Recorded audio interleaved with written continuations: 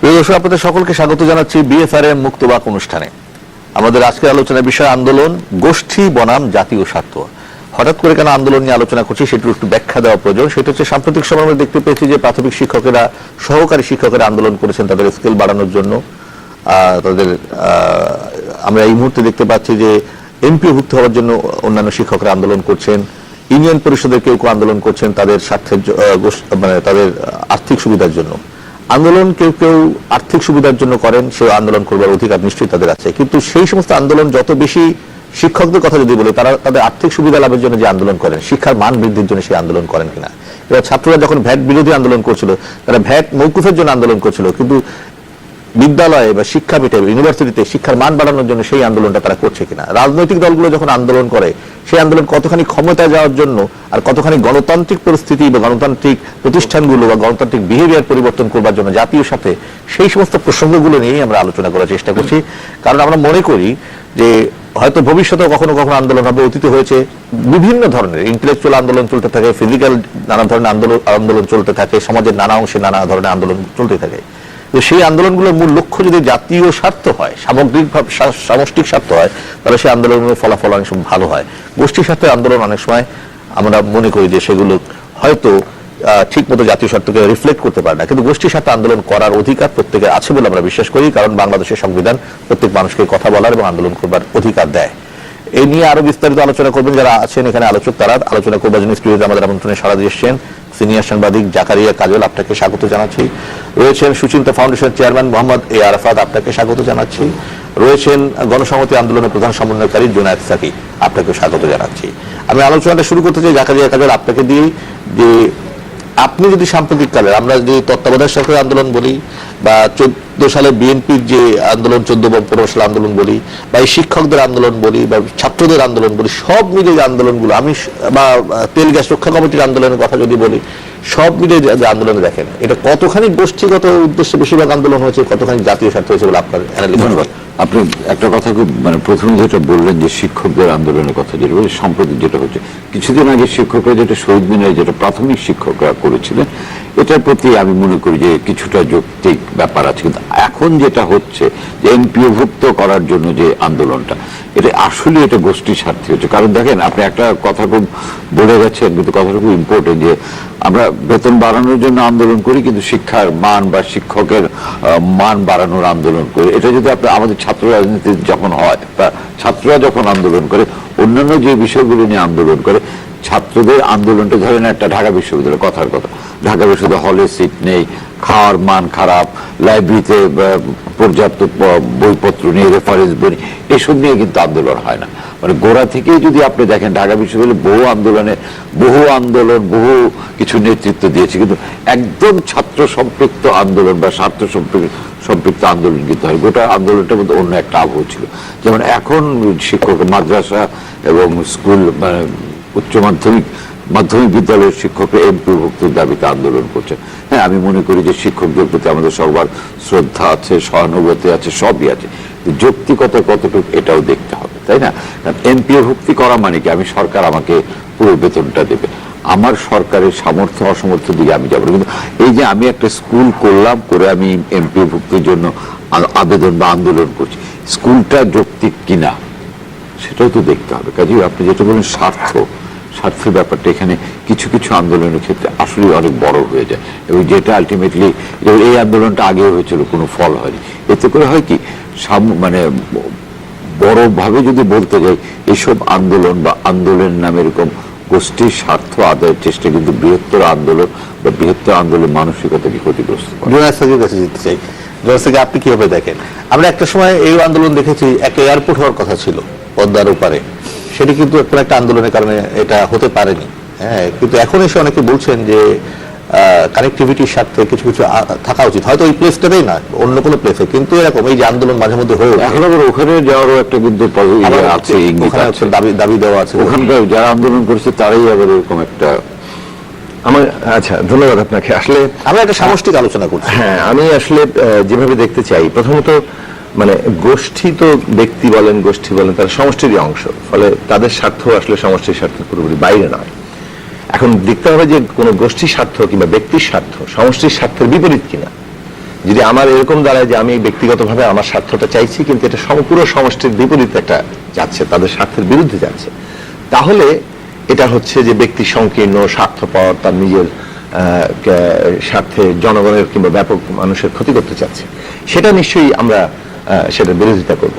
কিন্তু ব্যক্তির স্বার্থ যখন সমষ্টির স্বার্থের সাথে সংঘাতপূর্ণ নয়, তখন ব্যক্তির স্বার্থ তো স্বার্থ, এবং সেটা ব্যক্তিকে, আমরা যখন সমষ্টির কথা বলি, সমষ্টি তো একটা বিমূর্ত বিষয়, ওটাকে সমষ্টিকে বুঝতে হলে ব্যক্তিকে প্রথমে বুঝতে হয়। এই জন্য দেখবেন যে সংবিধান থেকে শুরু করে অধিকারের যে সংজ্ঞা সবসময় ব্যক্তি দিয়ে শুরু হয়।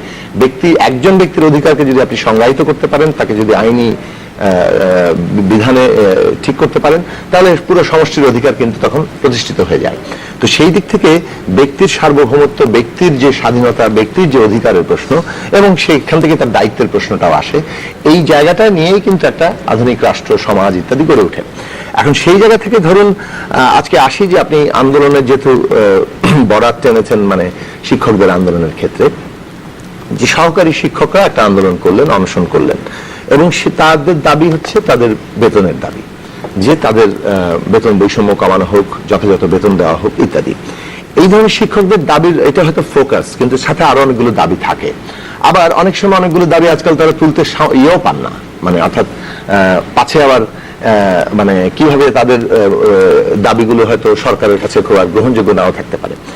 আমি একটা জিনিস খেয়াল করে দেখবেন, এটা হয়তো 80-র দশকে কল্পনাই করা যায় না, এমনকি 90-র দশকে দুই মেয়াদে বিএনপি এবং আওয়ামী লীগের যে ক্ষমতা, তার মধ্যেও কিন্তু আমরা এরকমটা দেখিনি কখনো, যে আন্দোলনকারীরা সরকারি দলের নেতাদের ছবি নিয়ে দাঁড়িয়ে আছেন, মানে অর্থাৎ সরকারকে এটা বোঝাতে চেষ্টা করছেন আমরা কিন্তু আপনাদেরই পক্ষে, কিন্তু আমাদের খালি এই দাবিটা মেনে নেন। এখন পরিস্থিতিটা এই জায়গায় এসে দাঁড়িয়েছে যে তারা স্বাধীনভাবে তাদের কথাগুলো কিন্তু পরিষ্কার করে বলতে পারেন না, এবং সেই জায়গায় তখন তাদের আর্থিক প্রশ্নটা, অর্থাৎ যেটা রুটি প্রশ্ন, সেই জায়গাটা তাদের খুব বিপদে থাকে। তখন তারা কেবল ওইটুকু তুলে বাকি দিক থেকে তারা যে এস্টাবলিশমেন্টের পক্ষে আছেন, কর্তৃপক্ষের সাথেই আছেন, সেটা তারা নিশ্চিত করতে চান। এবং এটা আমাদের গণতান্ত্রিক সামগ্রিক মানে পরিস্থিতি, পরিবেশ, সংস্কৃতি বলেন কিংবা গণতান্ত্রিক অধিকারের জায়গা থেকে বলেন, সেটা কিন্তু মানে যে কত খারাপ জায়গায় এসছে তারই একটা প্রমাণ। আমি যে জায়গাটা আসতে চাই শিক্ষকদের দাবির ক্ষেত্রে, সেটা হচ্ছে যে এই যে শিক্ষকদের বেতন, এটা কিন্তু মোটেই কোনো কেবলমাত্র গোষ্ঠী স্বার্থের ব্যাপার নয়। মানে শিক্ষকতা একটা পেশা বটে, কিন্তু পেশাদের ঊর্ধ্বে, কারণ শিক্ষা পুরো ব্যাপারটা একটা জাতির কিংবা একটা দেশের কিংবা একটা জনগোষ্ঠীর জন্য খুবই গুরুত্বপূর্ণ বলতে পারেন, মানে খাওয়ার পরেই, বেঁচে থাকার পরেই প্রধান অগ্রাধিকার। তাহলে এই যে শিক্ষার ব্যাপারটায় আপনি কি ধরুন উন্নতির চিন্তা করছেন, আমার কথাটা শেষ করে আমি জাস্ট ওনাকে দিব, উন্নতির চিন্তা করছেন, উন্নতির চিন্তা কিন্তু নানান ভাবে আপনি করতে পারেন। কেউ ব্রিজ কালভার্ট করে একমাত্র উন্নতির বিবেচনা করতে পারে, কিন্তু উন্নতির প্রাথমিক বুনিয়াদ হচ্ছে যে আপনি আপনার জনশক্তিকে দক্ষ করতে পারলেন কিনা। সেই দক্ষ জনশক্তি কিন্তু আপনার সমস্ত উন্নতিটাকে এগিয়ে নিয়ে যাবে। ফলে শিক্ষার ক্ষেত্রে ব্যয়টা অগ্রাধিকার পাওয়া দরকার, এবং এই ব্যয়টা এক ধরনের বলতে পারেন অর্থনীতির ভাষায় হচ্ছে টেম্পোরাল ডেফারমেন্ট, মানে অর্থাৎ আপনি এখন বিনিয়োগ করছেন, 10 বছর 20 বছর পরে আপনি তার ফলাফল পাবেন। এবং এইভাবেই আধুনিক বিকশিত অর্থনীতিগুলো সেই বিনিয়োগের দিকে গিয়েছে। তাহলে শিক্ষার ক্ষেত্রে বিনিয়োগ দরকার। শিক্ষক যদি বেতন না পান তার মর্যাদাপূর্ণ জায়গাতে, তাহলে তিনি খাবেন কি, কিভাবে পড়াবেন, তার দক্ষতা বৃদ্ধি পাবে কিভাবে? এখন শিক্ষার মান বাড়ছে কি বাড়ছে না, এই পুরো প্রশ্নটা কিন্তু শিক্ষক নিয়োগ প্রক্রিয়া। আপনি দেখুন পয়সা ছাড়া কোনো নিয়োগ হচ্ছে না। তারপরে পরীক্ষার কোনো মানে মানসম্মত পরীক্ষা নাই, অর্থাৎ আপনি যোগ্যতম লোককে নিচ্ছেন কিনা, সেখানে রাজনীতিকরণ, দলীয়করণ, নিজের লোক ঢুকানো, এই পুরো প্রক্রিয়া কিন্তু একজনকে মেরুদণ্ডহীন কিংবা আত্মসম্মান বিবর্জিত একজন লোককে পরিণত করে ফেলে, এবং তারপরে তার বেতন ঠিকঠাক নাই। এখন ধরেন সহকারী শিক্ষকরা প্রধান শিক্ষকের সাথে তাদের বেতন বৈষম্য, কিন্তু প্রধান শিক্ষকের বেতন কি? আজকের বাজার দরে একজন প্রধান শিক্ষককে আপনি যদি প্রাথমিক শিক্ষা, বুনিয়াদী শিক্ষা দিতে চান, সেখানে যদি মানসম্পন্ন শিক্ষা দিতে চান, তাহলে সেই শিক্ষককে তার মর্যাদাপূর্ণ জীবনের জন্য কত টাকা দরকার? এটা শিক্ষা ব্যবস্থার বাইরে নয়। তারপরে শেষ দুটা লাইন বলে যে উনি বলবেন নন এমপিও ভুক্ত, এমপিও ভুক্ত তারা কি পাচ্ছে? এমপিও ভুক্তরা যে পাচ্ছে অনলি বেতনটা, ভাতাটা তা অন্য কিছু তারা পাবে না। আর নন এমপিও ভুক্তরা তারাও তো শিক্ষা দিচ্ছে। তাহলে আপনি সংবিধানের অধিকার হচ্ছে প্রত্যেক শিশুকে শিক্ষা দিতে রাষ্ট্র বাধ্য থাকবে, এটা মৌলিক অধিকার। সেই জায়গায় আপনি সেই অগ্রগতির জায়গায় প্রাধান্য না দিয়ে আপনি আদার প্রায়োরিটিসকে দেখাবেন, তখন কিন্তু আসলে না মানে পুরো ব্যাপারটাকেই কিন্তু বাংলাদেশে গুরুত্বহীন করার প্রক্রিয়া তো চালু আছে, এটা যে নেই তা তো না, এটা তো আছে। না আপনি যদি পুরো আন্দোলনগুলো যদি আমি এরপরে একটা আন্দোলন বলবো, আমি প্রক্রিয়াটি এটা তো ওভারনাইট সবকিছু করে ফেলানো যাবে না, সেটা একটা প্রক্রিয়া। আমি যেটা মোহাম্মদ আরাফাত আপনার কাছে যেতে চাই, সেটা হচ্ছে আপনি কিভাবে দেখছেন এই যে আন্দোলনগুলো? দেখুন, একটা জিনিস, একটা কথা শুরু হচ্ছে যে সর্বশেষ কথা ধরে একটু বলি যে বাংলাদেশের সংবিধানে যেটি আছে, শিক্ষার ব্যাপারে একটা জোর দেওয়া আছে। অবশ্যই এটা আমাদের অধিকার, বাংলাদেশের মানুষের। এতটুকু দেশে 16 কোটি মানুষ, কিন্তু আমরা এটা তো জানি এদের স্বাধীন হওয়ার পর থেকে আসলে এদেশ স্বাধীনতার নেতৃত্ব দানকারী শক্তির হাতে থাকেনি। এটা বিভিন্ন সময় চলে গেছে সামরিক স্বৈরাচারদের হাতে, বিভিন্ন সময় চলে গেছে মুক্তিযুদ্ধ বিরোধী শক্তির হাতে, এবং যে কারণে এদেশে আসলে যেগুলো যা কিছুই আমাদের অধিকার, তার সবকিছু থেকেই বা বেশিরভাগ জিনিস থেকে এদেশের মানুষ বঞ্চিত হয়েছে। তো একটা বড় সময় কিন্তু নষ্ট হয়ে গেছে। তারপরে আবার যেটি হয়ে গেছে, দেখেন যে আওয়ামী লীগের মতন একটি দল যেটি মুক্তিযুদ্ধের নেতৃত্ব দিয়েছে এবং একটি রাজনৈতিক প্রক্রিয়ার মাধ্যমে যার জন্ম এবং বেড়ে ওঠা, তাকে আজকে মূলধারায় রাজনীতিতে প্রতিদ্বন্দ্বিতা করতে হচ্ছে কাদের সাথে? যারা সামরিক শাসন থেকে জন্ম এবং বেড়ে ওঠা, বিএনপি বা জাতীয় পার্টি। আর আরেকটি দল তো জামাতে ইসলামী, যদিও তাদের মানে নির্বাচন করার নিবন্ধন নাই, কিন্তু রাজনীতি তো তারা করছে। তাদেরকে রিহ্যাবিলিটেট করেছিল, পুনর্বাসন করেছিল জিয়া রহমান সাহেব, যারা হচ্ছে সরাসরি মুক্তিযুদ্ধের বিপক্ষে। তা আওয়ামী লীগের দুর্ভাগ্য হচ্ছে সে আজকে মূলধারার রাজনীতিতে ওই প্রতিদ্বন্দ্বিতা করতে হচ্ছে এদের সাথে, জোট করলো এদের সাথেই। কারণ আওয়ামী লীগকে যদি পরিবর্তন করতে হয়, এই মূলধারার বাইরে যে সে কিন্তু একা পাচ্ছে না। এবং এরকম একটি জায়গায় আওয়ামী লীগের প্রতিদ্বন্দ্বী হয়ে একটা বড় জায়গা দখল করে নেয় এবং মানুষের মধ্যে একটা প্রভাব তৈরি করে একটা ভালো কিছু করার জন্য যে কোনো একটা অ্যানাদার আওয়ামী লীগের মতন একটি প্রপার রাজনৈতিক দল দাঁড়ানোর যে জায়গাটি, এটি পারেনি। সেখানে ওনাদের ব্যর্থতা আছে। ওনারা আজকে অনেক কথা বলছেন, কিন্তু ওনারা রাজনীতির ওই জায়গাতে দাঁড়াতে পারেন। ওনাদের ব্যর্থতার দায়ে আজকে জামাত এখানে অবস্থান করছে, ব্যর্থতার দায়ে আজকে সামরিক শাসন থেকে উঠে আসা বিএনপি এবং জাতীয় পার্টি এখানে আছে। ওনাদের ব্যর্থতার দায়ে আজকে আওয়ামী লীগকে এই জাতীয় পার্টিকে অন্যদিকে ঠেলে দিতে পারছে না। ঠেলে দিলে আজকে আওয়ামী লীগ ক্ষমতায় আসতো না, যুদ্ধাপরাধের বিচার হতো না।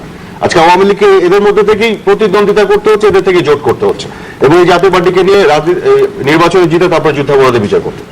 কাজে রাজনীতিতে ওনারা অনেক কথা বলছেন, মানে বাম ঘরানার জায়গা থেকে আমি যদি বলি, ওনাদের প্রতি একটা ইয়ে আছে, ঠিক আছে, ওনারা সেকুলার মুক্তিযুদ্ধের পক্ষের শক্তি, এই শক্তি নিয়ে দাঁড়াতে পারছেন না। তো শুধু আওয়ামী লীগের কাছে দাবি করলে তো হবে না। আপনাদের রোলটা কোথায় প্লে করছেন? আপনারা যদি প্রপার রোলটা প্লে করতেন, আওয়ামী লীগ যদি একটা সুন্দর প্রতিপক্ষ পেত যেখানে সে প্রতিদ্বন্দ্বিতা করবে, যেখানে দ্বন্দ্ব হবে না। আজকে যখন জামাত প্রতিপক্ষ, বিএনপি প্রতিপক্ষ, এখানে তো দ্বন্দ্ব হয়ে যাচ্ছে। সে আওয়ামী লীগ যদি প্রতিদ্বন্দ্বিতার সুযোগটা পেত, প্রতিদ্বন্দ্বিতার মধ্যে দিয়ে কি হতো? দেশ শুধু এগিয়ে যেত। প্রতিদ্বন্দ্বিতার আউটকামটা কি? আপনার প্রগ্রেস। আর দ্বন্দ্বের আউটকামটা কি? বারে বারে মুখ থুবড়ে পড়া। এই যে মুক্তিযুদ্ধের পর থেকে 75-এ যে আমরা একবার বঙ্গবন্ধুকে সপরিবারে হত্যা করা হলো, তারপরে যে বারে বার মুখ থুবড়ে পড়েছি আমরা এই স্বাধীনতা বিরোধী চক্করে পড়ে, এবং সেখানে তো আমরা আওয়ামী লীগ সহযোগিতা পাইনি, অন্যান্য যারা প্রগতিশীল রাজনৈতিক দলগুলো আছে ওই অর্থে। যে কারণে দেখেন আওয়ামী লীগকে এককভাবে কিন্তু বিভিন্নভাবে কৌশল নিয়ে কাজ করতে হচ্ছে রাজনীতির মধ্যে, এবং যুদ্ধাপরাধের বিচার আওয়ামী লীগকেই করতে হলো। আজকে কেন ওই যে সাকিব ভাই বলছেন যে যারা আজকে আন্দোলন করছেন তারাও তাদের ছবি নিয়ে বলছেন, এইটা আগে কখনো দেখা যায়নি। এটার কারণটা আপনাকে বলি। কারণ এনাদের সাথে তো আমারও কথাবার্তা হয়েছে বিভিন্ন সময় অনেকের সাথে। কারণ ওনারা মনে করেন এখন পর্যন্ত যা কিছু পেয়েছেন শেখ হাসিনার কাছ থেকে পেয়েছেন ওনারা। হ্যাঁ, এই কারণে ওনারা কেন শেখ হাসিনার ছবি নিয়ে বা তার দাঁড়াচ্ছেন যে আরো কিছু যদি পেতে হয় শেখ হাসিনা দিবে। এটা কিন্তু উনি বলছেন কর্তৃপক্ষর পক্ষে আন্দোলনকারীরা এটা দেখেননি। এটা কর্তৃপক্ষ না, এটা নেতৃত্ব। কারণ আগে এরকম নেতৃত্ব ছিল না। শেখ হাসিনার যে নেতৃত্ব এখন, যেখানে চাইতে গেলেও তারা সেখানে নেতৃত্বের পক্ষে দাঁড়িয়ে চাচ্ছে, বিকজ তারা জানে যে এই যতটুকু পাচ্ছে বা যতটুকু পাওয়ার সম্ভাবনা আছে এটা বঙ্গবন্ধুর কন্যায় তাদেরকে দিবে। কাজে ওইভাবে ইকুয়েশনে ফেললে এটা হবে না যেটি উনি বলছেন। আর আপনাকে আরো কয়েকটা জিনিস আমি বলি, আমি কি সময় আছে? আপনি যে বললেন যে এই যে ধরেন ব্যাপারটা যে গোষ্ঠী স্বার্থ বা এগুলো, কিন্তু আপনাকে একটা এক্সাম্পল দিই। আমি ম্যানেজমেন্ট পড়াতে যে আমার ক্লাসে বলি, ধরেন একটা ছোট্ট গ্রামে আপনার যেতে গেলে একটা খালের উপর দিয়ে, পরে খাল বেয়ে আপনি মানে পার করে যেতে হবে। ওখানে কিছু লোক আপনাকে সেই সার্ভিসটা দেয়, নৌকায় পারাপার করে দেয়। এখন একটা খবর আসলো যে স্থানীয় সরকার পর্যায়ে তারা একটা ব্রিজ বানাবে, সবাই খুশি হবে। কিন্তু যে মানুষগুলি নৌকায় পারাপার করে দিল তারা খুশি হবে না, তারা কিন্তু চাবে না যেটা হোক। এই কনফ্লিক্ট অফ ইন্টারেস্ট পুরো এন্টায়ার সমাজের মধ্যে, গ্লোবালি সব দেশে সব সমাজে আছে। কিন্তু ওই মাঝি মাল্লারা তারা যদি ধর শক্তিতে, সংখ্যায় এবং ভয়েসে বেশি বড় হয়ে যায়, তখন দেখবেন যে ব্রিজটা হয়তো হবে না। কিন্তু তারা যদি দুর্বল হয়, ব্রিজটা হবে। সেখানে দাঁড়িয়ে কি হয়, যে দ্বন্দ্বটা, ইন্টারেস্ট গ্রুপের যে দ্বন্দ্ব, এটা আছে গোষ্ঠীগত স্বার্থ। সেখানে নেতৃত্ব যদি থাকে একটা, ধরেন দেশকে সমাজকে এগিয়ে নিয়ে যাওয়ার, যেটা শেখ হাসিনার মতন একজন নেতৃত্বের যে জায়গা থেকে যদি বলি, তখন কিন্তু এই নেতৃত্বগুলো যুগ যুগে দেখা গেছে, পৃথিবীর অন্যান্য দেশে দেখা গেছে যে তারা কিন্তু যেটা বৃহত্তর স্বার্থে জাতির জন্য যেটা করা উচিত সেই কাজটি করে। যেমন আপনি লাস্ট একটু যদি সময় 30 সেকেন্ডে বলি, এই বিদ্যুতের ক্ষেত্রে দেখেন, এই 2009 সালে 47% মানুষ আমরা বিদ্যুৎ পেতাম, 53% এই দেশের সবচেয়ে হতদরিদ্র মানুষ বিদ্যুৎ পেত না। অথচ এই 47% মানুষ যারা বিদ্যুতের ভর্তুকিটা খেতাম আমরা খেতাম, যারা সবচেয়ে হতদরিদ্র বিদ্যুতের ব্যবহার করতো না, 1 পয়সা ভর্তুকি তো তারা পাচ্ছে না। কিন্তু ভর্তুকি বাবদ যদি লোন হয়, সেই লোনের বোঝা কিন্তু আমার ওই হতদরিদ্র মানুষই ব্যবহার করছে। কিন্তু বিদ্যুতের আবার একটু যখন দাম বাড়ানো হচ্ছে, কেন? ভর্তুকি কমানোর জন্য। যখন অনেক ক্ষেত্রে হয়েছে, আমরা যারা বিদ্যুৎ পেয়ে আসছি, আমরাই তো টকশোতে আসি, আমাদেরই তো ভয়েসটা আছে, আমরা যে চিল্লাপাল্লা করতে পারি। কিন্তু বাংলাদেশের সবচেয়ে হতদরিদ্র মানুষ যেগুলো, যারা আসলে বিদ্যুৎ পায়নি এবং যারা লোনটা বহন করছে কিন্তু ভর্তুকি সুবিধা পাচ্ছে না, তারা তো কিছু বলতে পারছে না। তখন শেখ হাসিনার নেতৃত্ব দরকার। তারা তখন, আমরা যতই সুবিধাবুদ্ধি স্বার্থবাদী গোষ্ঠী যারা বিদ্যুৎ পেয়ে আসছে, আরো সস্তায় বিদ্যুৎ চায় বলে বিদ্যুতের ভর্তুকি অপসারণ করলে বা উইথড্র করলে আমরা সমালোচনা করেছি, শেখ হাসিনা কিন্তু তখন ওই সবচেয়ে হতদরিদ্র মানুষ যাদের ভয়েস শোনা যায় না, যাদেরকে আপনি হয়তো টকশোতে ডাকেন না, তাদের পক্ষে দাঁড়িয়ে ওনার নেতৃত্বে জায়গা থেকে কাজ করেন। এটাই হচ্ছে আমাদের একটা শ্রেণীর ভিতরে আমরা কাজ করে যাচ্ছি, এই শ্রেণীর বাইরে যাচ্ছে না। আমি একটা কথা দেখেন, এই যে এমপিভুক্তি করার কথা নিয়ে যেটা নিয়ে আন্দোলন হচ্ছে, কিছুদিন আগে গভর্নমেন্টের, আপনাদের একটা জিনিস, এই আওয়ামী লীগের কথা উনি বলছেন এবং নেতৃত্বের কথা বলছেন, সব ঠিক আছে। আওয়ামী লীগ তো তত্ত্বাবধায়ক সরকার আন্দোলন করেছিল, আবার সেই তত্ত্বাবধায়ক সরকার তো আওয়ামী লীগের আমলে বাতিল হলো, হয়তো কোর্টের ভিতর দিয়ে নানাভাবে, কিন্তু মানুষ কিন্তু এটাকে অন্যভাবে নিচ্ছে। আপনি এটা কিভাবে? আমি তার আগে একটু ক্ষমতায় যাওয়ার ব্যাপারটা একটু ক্লিয়ার করে দিই। আপনি দেখেন, কিছুদিন আগে গভর্নমেন্টের ডিসিশন ছিল যে এতগুলি প্রত্যেক উপজেলা একটা করে কলেজকে সরকারিকরণ করবে। তখন কিন্তু অলরেডি যারা গভর্নমেন্ট কলেজের টিচার, তারা কিন্তু আপত্তি করলো, যারা ক্যাডারভুক্ত টিচার, যে ওদের তোমরা গভর্নমেন্ট করতে পারবে কিন্তু এর ক্যাডার করতে পারবে না। মানে কনফ্লিক্ট অফ ইন্টারেস্ট, মানে ওই শিক্ষকগুলি সরকারি শিক্ষক হবে কিন্তু আমাদের মতো ওরা ক্যাডারের মর্যাদা পাবে না। সো ব্যাপারগুলি দেখেন, মানে গোষ্ঠীর স্বার্থে ডিবেট আছে, কারণ যে ব্যক্তি বিসিএস দিয়ে তার সময় হঠাৎ করে গভর্নমেন্ট হয়ে যাবে, হ্যাঁ, তাহলে আপনি সরকারি করছেন। ডিবেট তো সব ক্ষেত্রে আছে, কিন্তু একটা জিনিস আপনার একটা কিছু তো মানতে হবে। একটা দর্শকের প্রশ্ন নিয়ে, প্রিয় দর্শক কে আছেন, পরিচয় দিয়ে প্রশ্ন করুন। ওয়ালাইকুম আসসালাম। আমি কিশোরগঞ্জ জেলা থেকে প্রদীপ কুমার বর্মন বলছিলাম। হ্যাঁ বলুন।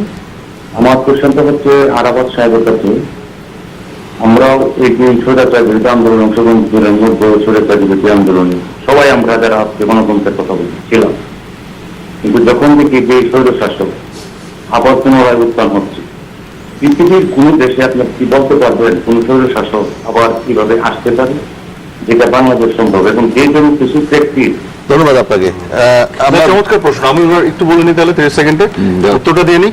পৃথিবীর কোন দেশ যদি অন্যান্য ডেমোক্রেটিক প্রপার একটা দেশ হতো, এই দেশে আজকে স্বৈরশাসক শুধু আপনি জাতীয় পার্টি আর এরশাদকে বলছেন কেন? জিয়াউর রহমান এবং বিএনপির উত্থান এবং বিকাশ তো একই প্রক্রিয়া। এই বিএনপি জাতীয় পার্টিও থাকতো না। এবং আরো বড় কথা হচ্ছে, যে দেশের জন্মের সময় যারা বিরোধিতা করেছে জামাতে ইসলামী, সেই দলটিও এখন এই দেশে আছে এবং এই দলও থাকতো না। এবং এরা 75-এর পরে এদেরকে পুনর্বাসন করে দীর্ঘ 21 বছর এমন ভাবে খুঁটি গেড়ে দেওয়া হয়েছে যে ইভেন শেখ হাসিনার জন্য কিন্তু যুদ্ধাপরাধের বিচার করে জামাতকে বিচারের আওতায় এনে পূর্ণাঙ্গভাবে এলিমিনেট করা পসিবল হয়ে উঠছে না। It's become very difficult. তো এই কাজগুলি করেছে তো স্বাধীনতা বিরোধী শক্তি। তো যে কারণে বাংলাদেশে দ্য অনলি এক্সাম্পল যেখানে স্বাধীনতা বিরোধীরা এখানে রাজনীতি করে, স্বৈরাচাররা এখানে করে, এবং স্বৈরাচারদের মধ্যে এই প্রতিযোগিতার মধ্যে শেখ হাসিনাকে আওয়ামী লীগে থাকতে হচ্ছে, কারণ ওনাদের ব্যর্থতার জন্য। কথা বললেন ওনার রাজনীতিতে কিছু করতে। 1 মিনিটে যদি আপনার কোনো বক্তব্য থাকে। না, আমার বক্তব্যটা 1 মিনিটের না, আমি আসলে সামগ্রিকভাবে বিরতির পরে এসেই বলবো। আমরা মনে করি যে আসলে এখানে মূল ব্যর্থতাটা হচ্ছে আমাদের যারা শাসন ক্ষমতায় ছিলেন তাদের, এবং তারা যে জায়গাটা করেছেন যে রাজনৈতিক ব্যবস্থাটা তৈরি হতে দেননি। একটা দেশে তো একটা রাজনৈতিক ব্যবস্থা লাগে যার মধ্যে রাজনৈতিক চর্চাটা চলবে। এখন ধরো একটা গণতান্ত্রিক শক্তি গণতান্ত্রিক ব্যবস্থার মধ্যে দিয়ে বিকশিত হতে পারে। স্বৈরাচারী অপশক্তি, নানা ধরনের গণবিরোধী শক্তি, তারা এই ধরনের স্বৈরাচারী বাস্তবতার মধ্য দিয়ে নানা ধরনের সুবিধা নিয়ে এবং দুর্নীতি লুণ্ঠন যত চলে সেটার মধ্যে দিয়ে তাদের বিকাশটা ঘটে। ফলে এই বাংলাদেশে যেহেতু মানে এই ব্যবস্থাটাই আমরা এ পর্যন্ত দেখে এসেছি, তার ফলে যেটা হয়েছে যে গণতান্ত্রিক শক্তিগুলোর স্পেসগুলো কিন্তু দ্রুত সংকুচিত হয়েছে। আপনি দেখবেন যে মানে এক সময়েও মানে মনে হতো যে হ্যাঁ কিছু কিছু দাবি তুললে বোধহয় দাবি আদায় হয়। আপনি গত মানে নিকট সময়ে আপনি কোন দাবিটা অর্জিত হয়েছে, হ্যাঁ মানে সেটা আপনি কিন্তু খুঁজে পাবেন না। বিদ্যুতের দামের কথা বললেন, 8 বার বিদ্যুতের দাম বৃদ্ধি করা হয়েছে। 8 বছরে 9 বছর, তার মানে প্রতি বছর আপনি একবার করে বিদ্যুতের দাম বৃদ্ধি করছেন। তাহলে বিদ্যুৎ যেখানে স্বল্প মানে মানে নিয়ম হচ্ছে কিংবা আইনি বিধান হচ্ছে যে আপনাকে স্বল্প দামে বিদ্যুতের আরেকদিন আলোচনা করব, আমরা আরেকদিন আলোচনা করব, স্বল্প দামে বিদ্যুৎ আপনাকে দিতে হবে এবং আপনি মানুষের কাছে বিদ্যুৎ পৌঁছাবেন, কিন্তু বিদ্যুতের যথাসম্ভব স্বল্প উৎপাদন নিশ্চিত করবে, স্বল্প দামে উৎপাদন নিশ্চিত করবে। আমরা যেখানে স্বল্প দামে গণতান্ত্রিক প্রক্রিয়া তো থাকতে দেয়নি কেউ কেউ, আপনি সুরাচারের কথা বলছেন, নানা জনের কথা বলছেন, ঠিক আছে, এটা আরাফাত গণতান্ত্রিক প্রক্রিয়া তো এখনো না, সেইটার বিরুদ্ধে তো একটা লড়াই থাকা দরকার। সেই লড়াইটা যখন আমরা করছি, সেই লড়াইটা করার জন্যই তো বলছি জনগণের মধ্যে তো একটা লড়াইয়ে বিজয় অর্জনের একটা আশা থাকতে হয়। সেই আশাটা যখন গণতান্ত্রিক ব্যবস্থার মধ্যে আর কার্যকর থাকে না, তখন মানুষের মধ্যে ব্যাপক হতাশার সৃষ্টি হয় এবং এই হতাশা থেকে কিন্তু অন্ধকারের শক্তিগুলো, গণবিরোধী শক্তিগুলো শক্তি অর্জন করতে পারে, গণতান্ত্রিক শক্তি কোনো হতাশা থেকে শক্তি অর্জন করতে পারে না। ফলে এই পুরো পরিস্থিতি এখানে তৈরি করা হয়েছে যেখানে গণতান্ত্রিক শক্তির বিকাশের পথগুলো রুদ্ধ করা হচ্ছে প্রতি মুহূর্তে। কেননা লুণ্ঠনজীবীরা পুরোপুরি শাসন কায়েম করেছে, ব্যাংক লোপাট করো, টাকা পাচার করো, এবং আপনি এই বিদ্যুতের দামটা বলছে যে বিদ্যুৎ উৎপাদন নিয়ে স্বল্প দামে যেখানে করা সম্ভব ছিল, বেশি দামে বিদ্যুৎ উৎপাদন করে আসলে মূলত একদল গোষ্ঠী স্বার্থকে সেবা দেওয়া হচ্ছে, তাদেরকে পৃষ্ঠপোষকতা দেওয়া হচ্ছে, তারা সে আলোচনা করবো। প্রিয় দর্শক, থাকুন আমাদের সঙ্গে, ফিরছে একটু পর। দর্শক, আবারও স্বাগত জানাচ্ছি বিএসআর এর মুক্তবাক অনুষ্ঠানে। আন্দোলন গোষ্ঠী বনাম জাতীয় স্বার্থ নিয়ে আলোচনা করছিলাম সাংবাদিক জাকারিয়া কাজল, সুচিন্তা ফাউন্ডেশনের চেয়ারম্যান মোহাম্মদ এ আরাফাত এবং গণসংহতি আন্দোলনের প্রধান সমন্বয়কারী জোনায়েদ সাকির সঙ্গে ফিরবো আলোচনায়। তবে তার আগে দেখে নিতে চাই সর্বশেষ সংবাদ শিরোনাম। জল, স্থল ও আকাশ পথে যেখানে যাইবার আদেশ করা হইবে সেখানেই যাইব। প্রথমবারের মতো সরাসরি লেফটেন্যান্ট পদমর্যাদা পেলেন 350 জন। কমিশন অনুষ্ঠানে জনগণের সুখ দুঃখের সাথে হওয়ার আহ্বান প্রধানমন্ত্রীর। কক্সবাজারের মহেশখালীতে বিমান বাহিনীর 2টি প্রশিক্ষণ বিমান বিধ্বস্ত, 4 পাইলটের সবাই নিরাপদে, কারণ খতিয়ে দেখছে কর্তৃপক্ষ। ঢাকায় নির্বাচনী হাওয়া, আওয়ামী লীগের মেয়র প্রার্থী হওয়ার সবুজ সংকেত পাওয়ার দাবি আতিকুল ইসলামের। বিএনপিতে এবারও এগিয়ে তাবিথ। ঘুষ নিয়ে নিজের বক্তব্যের ব্যাখ্যা দিলেন শিক্ষামন্ত্রী। গণমাধ্যমের বিরুদ্ধে খণ্ডিত ও ভিত্তিহীন বক্তব্য প্রচারের অভিযোগ। সংবাদ শিরোনাম কতগুলো অনলাইন একটু দেখে নিই। সমকালের শিরোনাম দেখতে পাচ্ছি, মহেশখালীতে 2 প্রশিক্ষণ বিমান বিধ্বস্ত, 4 পাইলট উদ্ধার। দোষ স্বীকার শহীদপুরের ছাত্রলীগ নেতা আরিফের। এবি ব্যাংকের সাবেক চেয়ারম্যান সহ 9 কর্মকর্তাকে দুদকে তলব। প্রথম আলো শিরোনাম দেখছে, নোট গাইডের বিষয়ে অনুসন্ধান করবে দুদক। ওয়ার্ডে ওয়ার্ডে কুকুরের অবাধ বিচরণ। আওয়ামী লীগের 2 পক্ষের সংঘর্ষ, গোলাগুলি নোয়াখালীতে। আকাশে 2টি প্রশিক্ষণ বিধ্বস্ত। আমরা দেখতে চাই অন্য শিরোনাম, বিডি নিউজ 24, মহেশখালীতে বিধ্বস্ত 2টি প্রশিক্ষণ উড়োজাহাজ। ঢাকায় ভয়ঙ্কর জারের পানি। সোশ্যাল মিডিয়ার আচরণ সতর্ক করলেন ওবামা। ভোটের বছরে পদ্মার চ্যালেঞ্জ। আমরা যেতে চাই অন্য শিরোনাম, Obama warns on harmful social media use. মোটামুটি এই হচ্ছে সংবাদ শিরোনাম। সংবাদ শিরোনাম নিয়ে কেউ কিছু আলোচনা করতে চান? আমরা আলোচনা ফিরবো, একটু সংবাদ শিরোনাম নিয়ে যদি কিছু আলোচনা করেন। আমার একটা জিনিস, আমার ওবামার বক্তব্য ভালো লাগছে যে সোশ্যাল মিডিয়া কিন্তু বড় ফ্যাক্টর এখন, ইতিবাচক ভাবে ওবামার কথা বলছে। পোপ যখন বাংলাদেশে আসলেন, নয়ডম কলেজে উনি ছাত্রদের উদ্দেশ্যে যেটা বললেন, উনিও কিন্তু বললেন, ওনার বক্তব্যে একটা লাইন ছিল, তোমরা মোবাইল ফোন নিয়ে ব্যস্ত থেকো না, পরিবারকে সময় দাও, বাবা মার কাছে সময় দাও। পোপ এন্ড ওবামা, মানে আপনি যদি দেখেন এই সোশ্যাল মিডিয়ার, উনি ফোন সোশ্যাল মিডিয়ার কথা বলছে, তোমরা মোবাইল নিয়ে ব্যস্ত থেকো না, পরিবারকে সময় দাও, বাবা মাকে। আমি ব্যাপারটা কি দেখি, সেটা হচ্ছে যে আপনার সময়ের সাথে সাথে, যুগের পরিবর্তনের সাথে সাথে এবং টেকনোলজির পরিবর্তনের সাথে সাথে মানুষের অভ্যস্ততা এবং অভ্যাসের পরিবর্তন ঘটে। সেই জায়গাতে দাঁড়িয়ে হয়তো অনেক কিছুরই পরিবর্তন আমরা দেখবো এবং সেটাকে অ্যাকোমোডেট করা বা অ্যাকসেপ্ট আমাদের করতে হবে। কিন্তু সমস্যাটা অন্য জায়গায়, সেটা হচ্ছে যে কোনো ভালো জিনিসের একটা ডাউন সাইড থাকে, মানে ভালো এবং খারাপ দুটোই। আপনি এই যে একটি আগ্নেয়াস্ত্র একজনকে রক্ষার ক্ষেত্রে, সুরক্ষার ক্ষেত্রে ব্যবহার করতে পারেন, আবার হত্যা করার ক্ষেত্রে করতে পারেন। যেটা আমরা বলি, সার্জনের হাতে ছুরি হচ্ছে জীবন বাঁচায়, ছিনতাইকারী হাতে ছুরি। ওই অর্থে এটার যে অপপ্রয়োগ এবং অপব্যবহারের জায়গাটা, সেটার জন্য আমাদের আসলে কিছু মেকানিজম দরকার গ্লোবালি এবং বাংলাদেশে তো বটে, এবং এটা তো অপপ্রয়োগ আমরা দেখলাম। এই যে আপনার ধরেন ধর্মীয় উস্কানি দিয়ে কিভাবে একটা রায়ট ক্রিয়েট করা, মানুষের উপর মানে আক্রমণ করা, তো এই বিষয়গুলো তো আছে। তারপর আপনি কিভাবে মানুষের মধ্যে আপনার মিথ্যা বিভিন্ন ইনফরমেশন ছড়িয়ে দিয়ে বিভ্রান্ত করা। তারপর আপনার আমেরিকান ইলেকশনও তো আপনার বিশালভাবে ইম্প্যাক্ট করেছে সোশ্যাল মিডিয়া। বাংলাদেশের পলিটিক্সও আপনারা দেখতে পাচ্ছেন। তো সেখান থেকে যেটা হওয়া উচিত, আমার মনে হয় যে একটা জিনিস, এটার খারাপ দিক থাকবে, কিন্তু এটাকে কন্টেইন করার জন্য কিছু আইন কানুন, রেগুলেশন, সেগুলো ব্যবস্থা একটা সমাজে থাকা উচিত। আমাদের তো হচ্ছে কিছু আইন কানুনগুলো। আপনার কোনো অভিমত আছে? না, মানে সোশ্যাল মিডিয়া তো আসলে মানে এই জিনিসগুলো এসছে কিন্তু গোষ্ঠী স্বার্থ, মানে বৃহৎ পুঁজির স্বার্থ কিংবা নানা ধরনের গণবিরোধী স্বার্থ এর উপরে কর্তৃত্ব কায়েম করে তাদের স্বার্থ রক্ষা করার চেষ্টা করছে। আবার মানে পাল্টা দিক থেকে দেখলে, মানে দান্দিক ভাবে দেখলে এখানে জনমানুষের সাথে যোগাযোগের জায়গা বাড়ছে। আধুনিক টেকনোলজি কিংবা যত আগাচ্ছে তত কিন্তু মানুষের মধ্যে বিচ্ছিন্নতা বাড়ে, ফলে সেই শারীরিক সাক্ষাৎ কিংবা ব্যক্তিগতভাবে সাক্ষাৎটা এখন কমে গিয়ে অনেক বেশি সোশ্যাল মিডিয়ার মাধ্যমে মানুষ যোগাযোগের জায়গাটা তৈরি করছে। সেটার কতগুলো মানে বৃহত্তর পরিসরে যোগাযোগের, বৃহত্তর সমাজ, সামাজিক ভাবনা, সেগুলো সামাজিকীকরণের ক্ষেত্রে এগুলো একটা ইতিবাচক ভূমিকাও আছে।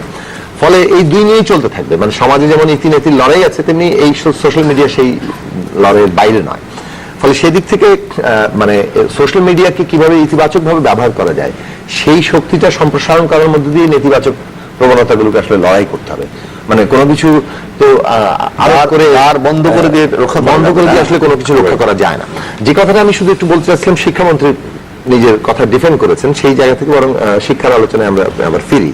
মানে শিক্ষামন্ত্রী যে বক্তব্য দিয়েছেন এটা খুবই মানে আশ্চর্যজনক, কিংবা আমরা এই জায়গায় এসে পৌঁছেছি যে শিক্ষামন্ত্রী বলছেন যে ঘুষ খেতে মানা করবো, এটা একটা অবাস্তবিক কথা হবে। কাজেই খেলে একটু কম টম খেন কিংবা সহনীয় মাত্রা খেন, এখন সহনীয় মাত্রা কে ঠিক করবে? ফলে এটা কার্যত কিন্তু এক ধরনের ঘুষ খাওয়ার অনুমোদন, এবং এই অনুমোদন দেওয়ার বাস্তবতাটাই আমরা এসেছি যে মানে শিক্ষামন্ত্রী এটা মুখ দিয়ে বলে ফেলছেন।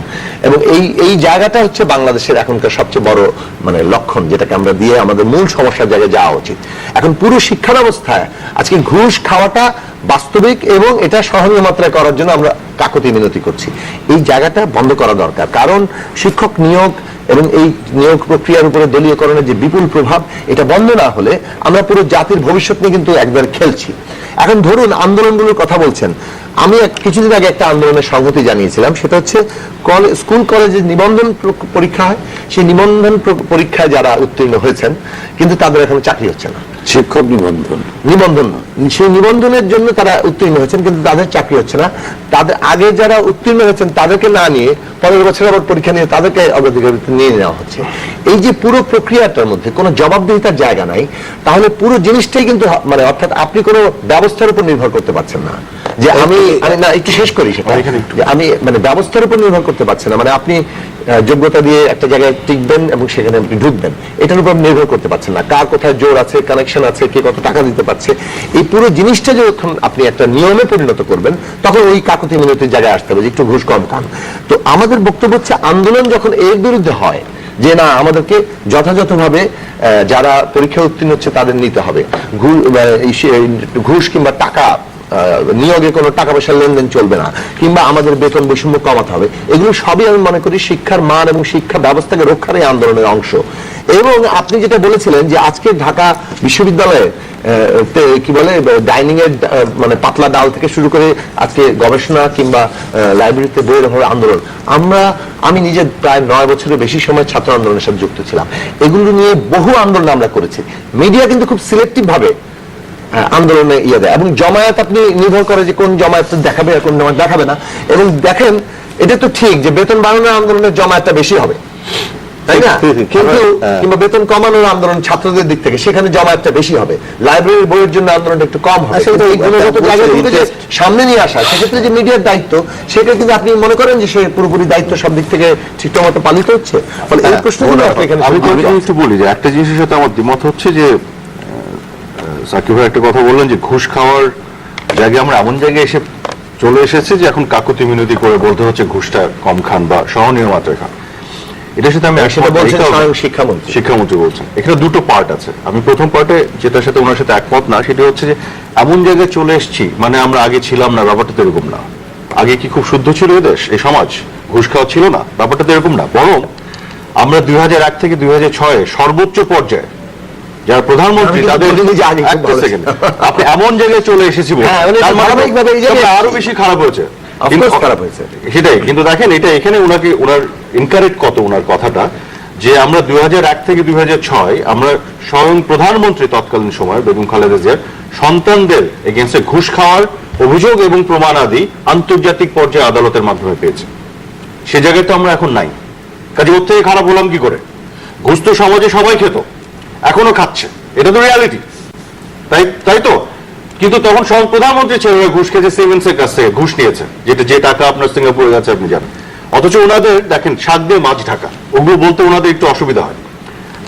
এখন তো সর্বোচ্চ পর্যায়ে এরকম ঘুষ খাওয়া খাওয়ার ব্যাপার নাই, সর্বোচ্চ পর্যায়ে নেত্রী এখন পৃথিবীতে সবচেয়ে সৎ প্রধানমন্ত্রী এবং নেত্রী হিসেবে পরিচিত।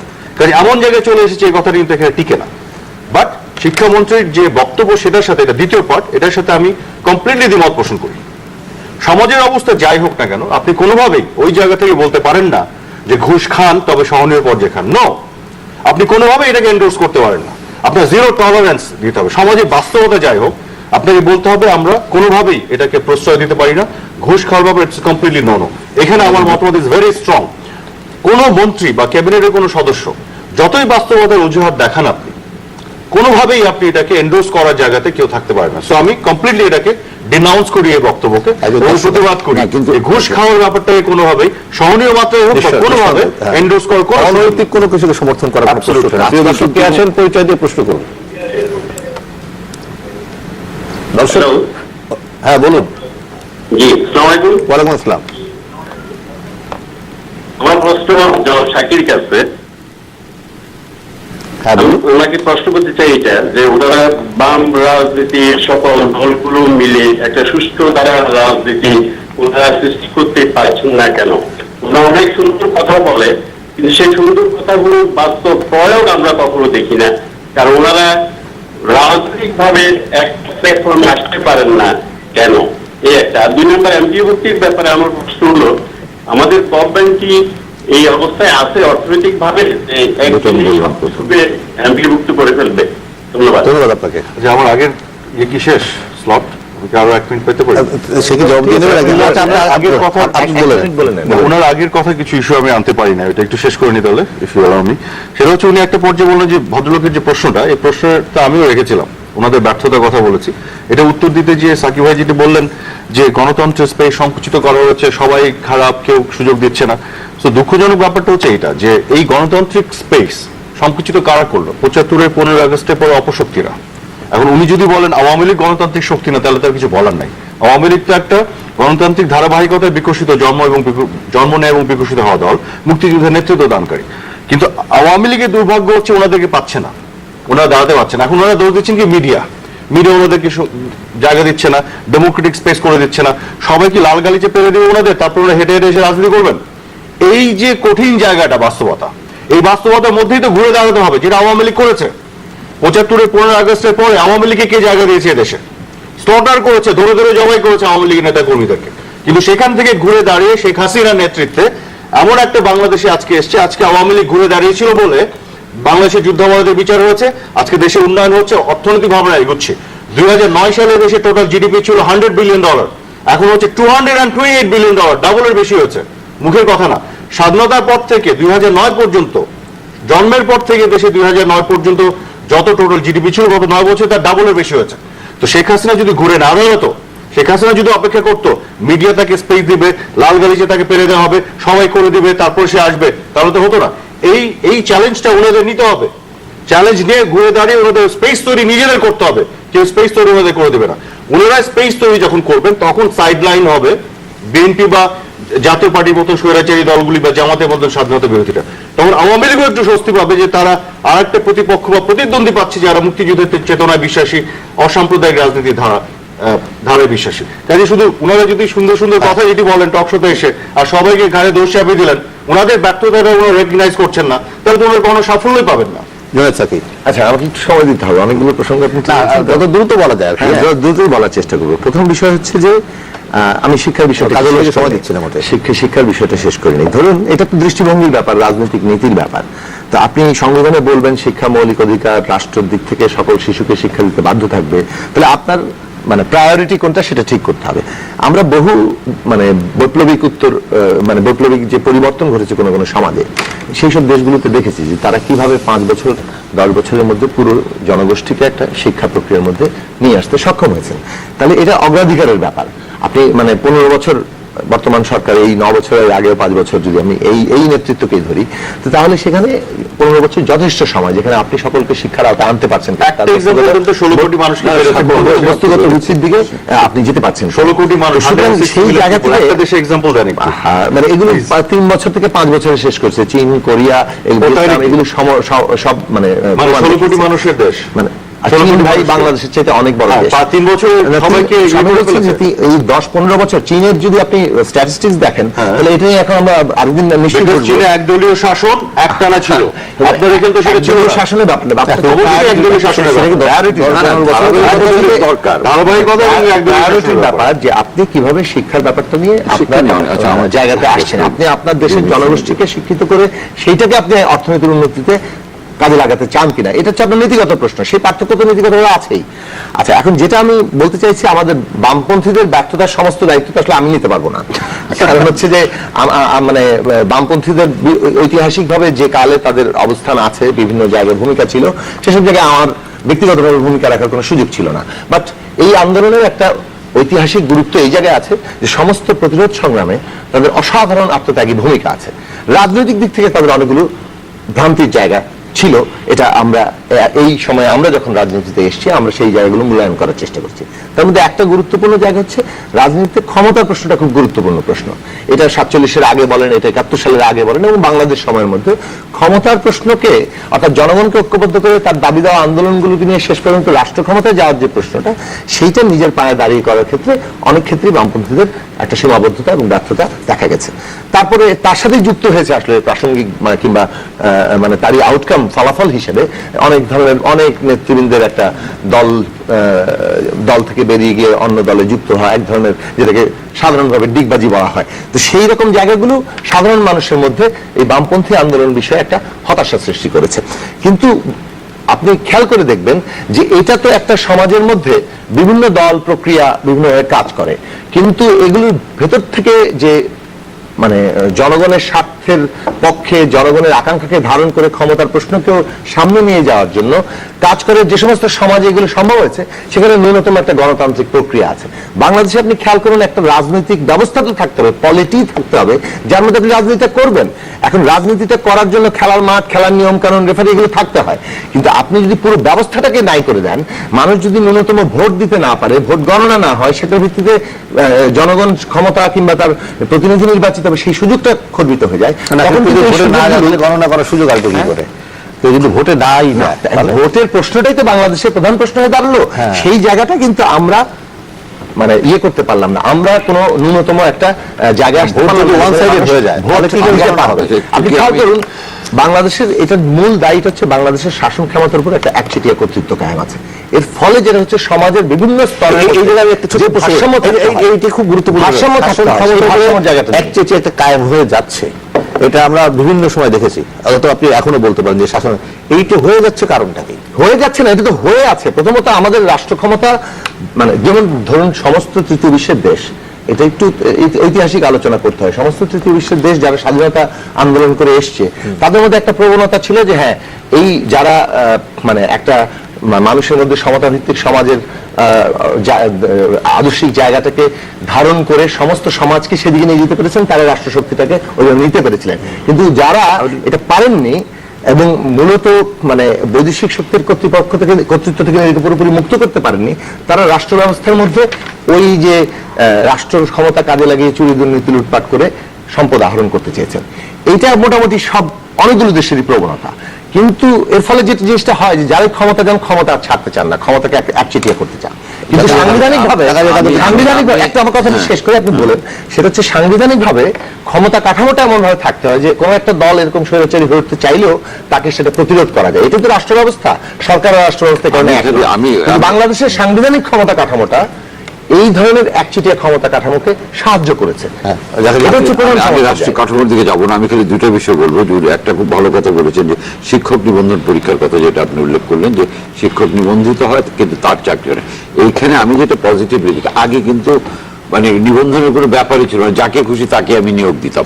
এই নিবন্ধনটা চালু হওয়ার পর অ্যাটলিস্ট কোয়ালিটি শিক্ষক, মানে যারা নিবন্ধিত তাদের চাকরি দেওয়ার একটা বিষয় হয়েছে। এটা নিয়ে হয়তো একটু উলট হয়, বাট এই প্রসেসটা ইজ গুড। আর শিক্ষার কথা যদি আমি বলি, হ্যাঁ এটা ঠিক কথা, আপনি চীনের কথা বলেছেন।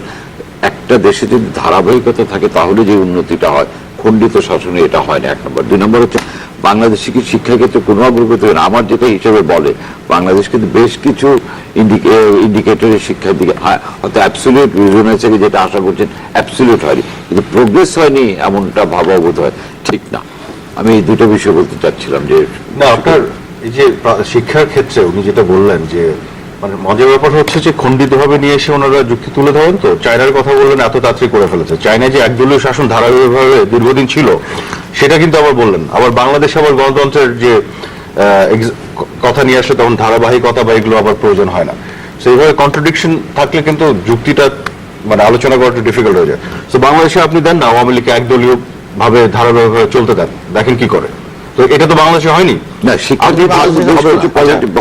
3-4 বছরে গোটা চায়না করে ফেলেছে, এটা আমি মানতে রাজি না। কিন্তু আজকে আপনি যদি অ্যাচিভমেন্টটা দেখেন, কত কোটি বই বিনামূল্যে বিতরণ করা হচ্ছে এতটুকু দেশে, 160 মিলিয়ন পিপল, এটা গ্লোবালি একটা রেকর্ড, এটা ওনারা দেখেন না। তবে অবৈতনিক প্রাথমিক শিক্ষা আছে মেয়েদের, আপনার এবং সাক্ষরতার হার কিভাবে বেড়ে যাচ্ছে এবং কিভাবে আপনার এন্টায়ার জনগোষ্ঠীকে শিক্ষার মধ্যে আনার চেষ্টা, এটা তো প্রায়োরিটি না দেওয়া হলে এতটুকু দেশে এত স্বল্প রিসোর্সের মধ্যে, এত সীমাবদ্ধতার মধ্যে এত প্রতিবন্ধকতা, যেখানে বিএনপি যেমন তো আছে ওনারও তো প্রতিবন্ধকতা, বিভিন্ন ধরনের মানুষকে বিভ্রান্তকর তথ্য তৈরি করে দেয়।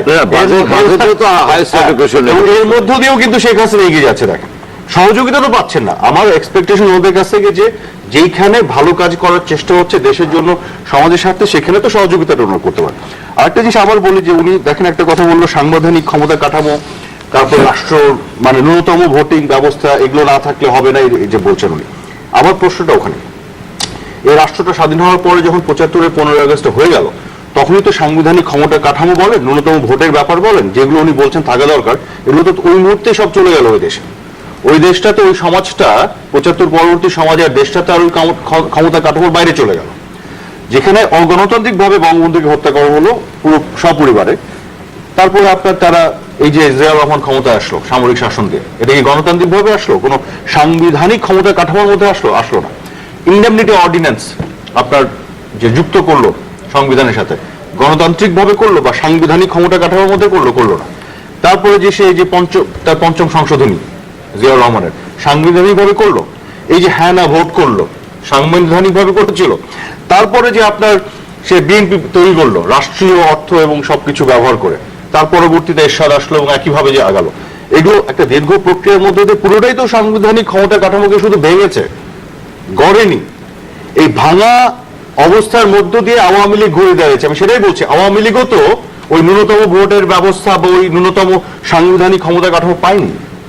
আওয়ামী লীগ কি পেয়েছে? যে আওয়ামী লীগ নেতৃত্ব দিয়েছে এদের স্বাধীন করতে, সেই স্বাধীনতার বিরোধীদেরকে সে সামনে পেয়েছে। সেই স্বাধীনতা বিরোধীদেরকে একই দাওতে যে ঘোরাফেরা করতে দেখেছেন চোখের সামনে। বঙ্গবন্ধুর আত্মস্বীকৃত হত্যাকারীদের সে এই সংসদে বিরোধী দলের নেতা বানানো হয়েছে। আপনি সাংবিধানিক ক্ষমতা কাঠামোর কিসের এক্সাম্পল দিচ্ছেন?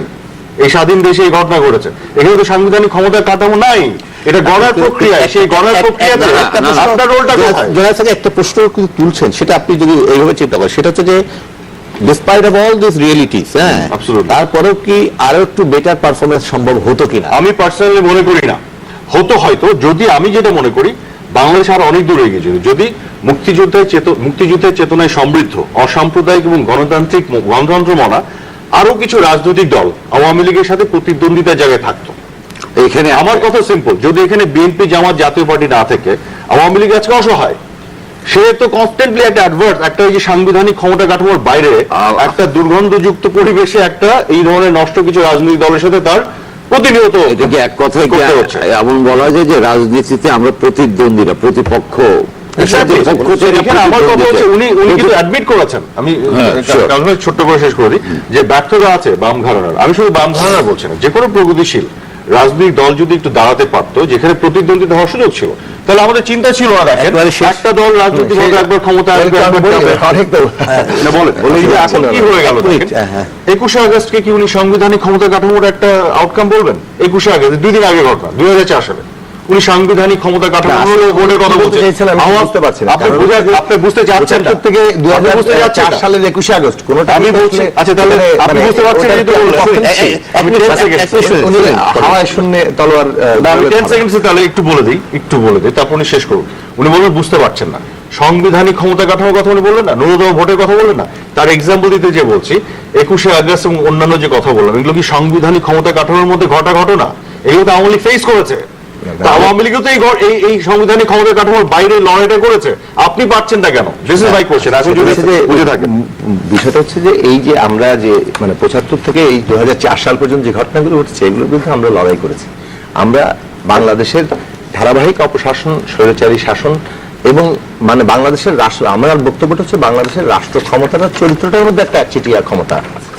সেই ক্ষমতাই এই বারবার এমন একটা পরিস্থিতি সৃষ্টি করছে যেখানে গণতান্ত্রিক পরিষদটা থাকছে না।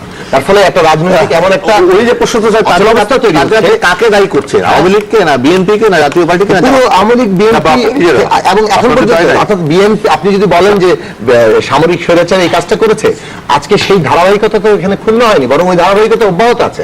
আওয়ামী লীগ তো সামরিক স্বৈরাচার কিংবা এই ধরনের দলেরই অনুসারী হয়ে উঠেছে, তাদের দিকটাই তারা চালিয়ে যাচ্ছেন।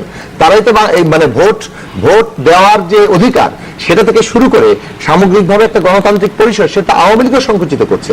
সেই জায়গাটা তো বন্ধ হচ্ছে না। এটা এই যে উল্টো স্রোত, মুক্তিযুদ্ধের আকাঙ্ক্ষা, শোনেন এক লাইনে, মুক্তিযুদ্ধের আকাঙ্ক্ষার বাংলাদেশের উল্টো স্রোতে হাঁটার মধ্যে দিয়ে জামাত ইসলামে এই জায়গায় পুনর্বাসিত হয়েছে। সেই উল্টো স্রোতের হাঁটাটা তো বন্ধ হয়নি। 30 সেকেন্ড না, আমি যেটা বলতে চাই, আমি যেটা মনে করি যে রাজনীতিতে আসলে আমাদের প্রতিদ্বন্দ্বী দরকার, প্রতিপক্ষ না। বাংলাদেশের দুর্ভাগ্য হচ্ছে যে আওয়ামী লীগের বা আওয়ামী লীগ তার কোন প্রতিদ্বন্দ্বী পায়নি, সর্বদা প্রতিপক্ষই পেয়েছে। তো প্রতিপক্ষের সঙ্গে ফাইট করা আর প্রতিদ্বন্দ্বের সঙ্গে প্রতিদ্বন্দ্বিতা করা কিন্তু দুই জিনিস।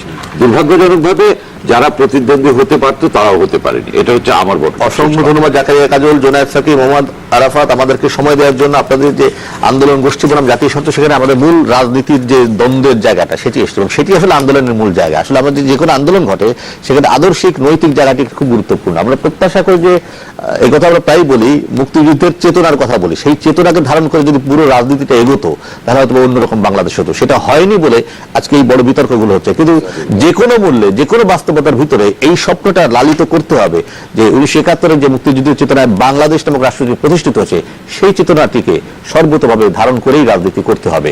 বিচ্যুতির জায়গাটিকেও চ্যালেঞ্জ করে এই রাজনীতি এগিয়ে নিতে হবে। প্রিয় দর্শক, সবাই ভালো থাকবেন।